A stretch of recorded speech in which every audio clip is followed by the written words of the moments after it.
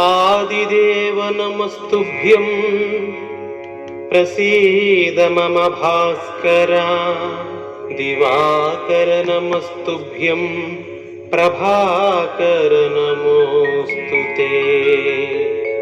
सप्ताश्वरथमारूढं प्रचण्डं कश्यपात्मजं श्वेतपद्मधरं देवं तं सूर्यं प्रणमाम्यहम्। लोहितं रथमारूढं सर्वलोकपितामहं महापापहरं देवं तं सूर्यं प्रणमाम्यहम्। त्रैगुण्यं च महासूरं ब्रह्मविष्णुमहेश्वरं महापापहरं देवं तं सूर्यं प्रणमाम्यहम्। बृंहितं तेजसां पुञ्जं वायुराकाशमेव च प्रभुस्त्वं सर्वलोकानां तं सूर्यं प्रणमाम्यहम्। बन्धूकपुष्पसङ्काशं हारकुण्डलभूषितं एकचक्रधरं देवं तं सूर्यं प्रणमाम्यहम्। तं सूर्यं लोककर्तारं महातेजः प्रदीपनं महापापहरं देवं तं सूर्यं प्रणमाम्यहम्। श्रीविष्णुं जगतां नाथं ज्ञानविज्ञानमोक्षदम् महापापहरं देवं तं सूर्यं प्रणमाम्यहम्। सूर्याष्टकं पठेन्नित्यं ग्रहपीडप्रणाशनम् अपुत्रो लभते पुत्रं दरिद्रो धनवान् भवेत्। अमिषं मधुपानं च यः करोति रवेद्धिने सप्तजन्म भवेद्रोगी जन्म जन्म दरिद्रता। स्त्रीतैलमधुमांसानि ये त्यजन्ति रवेद्धिने न व्याधिशोक दारिद्र्यं सूर्यलोकं स गच्छति।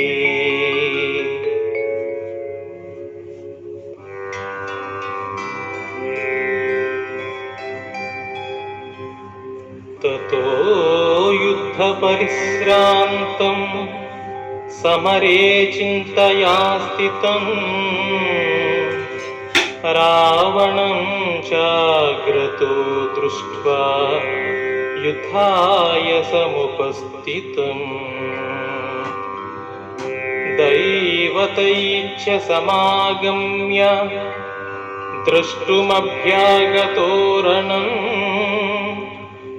उपागम्य ब्रवीद्राममगोस्त्यो भगवान् ऋषिः। अगस्त्य उवाच राम राम महाबाहो शृणु गुह्यं सनातनम् येन सर्वानरीन् वत्स समरे विजयिष्यसि। आदित्यहृदयं पुण्यं सर्वशत्रुविनाशनम् जयावहं जपे नित्यमक्षयं परमं शिवम्। సర్వమంగళమాంగళ్యం సర్వపాపప్రణాశనం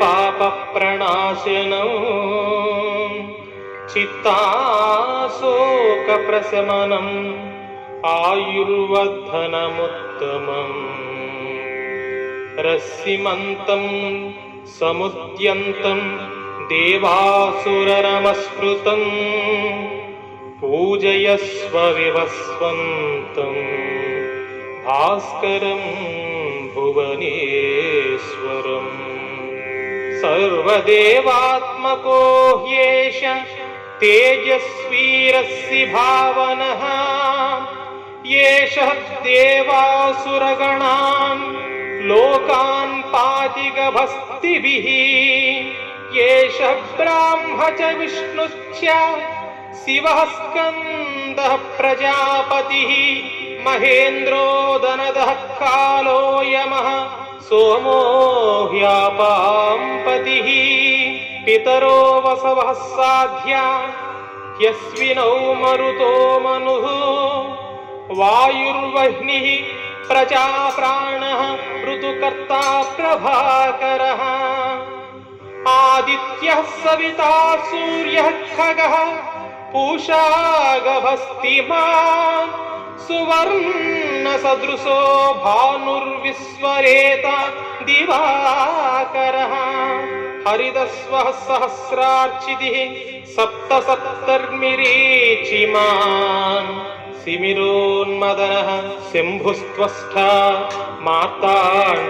మార్తాండంశుమాన్ హిరణ్యగర్భః శిశిరస్తపనో భాస్కరో రవిః అగ్నిగర్భోదితేః పుత్రః శంఖః శిశిరనాశనః వ్యోమనాదస్తమోభేది ఋగ్యజుఃసామపారగः ఘనవృష్టిరపామిత్రో వింధ్యవీధిప్లవంగమః ఆతపీమండలీమత్స్రియः పింగళः సర్వతాపనః కవిర్విశ్వో మహాతేజః రక్తః సర్వభవోద్భవः నక్షత్రగ్రహతారాణామధిపో విశ్వభావనః తేజసామపి తేజస్వీ ద్వాదశాత్మ నమోऽस्तु తే నమః పూర్వాయ గిరయే పశ్చిమాయద్రయే నమః జ్యోతిర్గణానాం పతయే దినాధిపతయే నమః జయాయ జయభద్రాయ హర్యస్వాయ నమో నమః నమో నమః సహస్రాంశో ఆదిత్యాయ నమో నమః నమః ఉగ్రాయ వీరాయ సారంగాయ నమో నమః నమః పద్మప్రబోధాయ మార్తాండాయ నమో నమః బ్రహ్మేశానాచ్యుతేశాయ సూర్యాదిత్యవర్చసే భాస్వతే సర్వభక్షాయ రౌద్రాయ వపుషే నమః తమోఘ్నాయ హిమఘ్నాయ శత్రుఘ్నాయ మితాత్మనే కృతఘ్నఘ్నాయ దేవాయ జ్యోతిషాం పతయే నమః తప్తచామీకరాభాయ వహ్నయే విశ్వకర్మణే నమస్తమోభిన్నిఘ్నాయ రుచయే లోకసాక్షిణే నాశయత్యేష వైభూతం తదేవ సృజతి ప్రభుః పాయత్యేష తపత్యేష వర్షత్యేష గభస్తిభిః ఏష సుప్తేషు జాగర్తి భూతేషు పరినిష్ఠితః ఏషశ్చైవాగ్నిహోత్రం చ ఫలం చైవాగ్నిహోత్రిణాం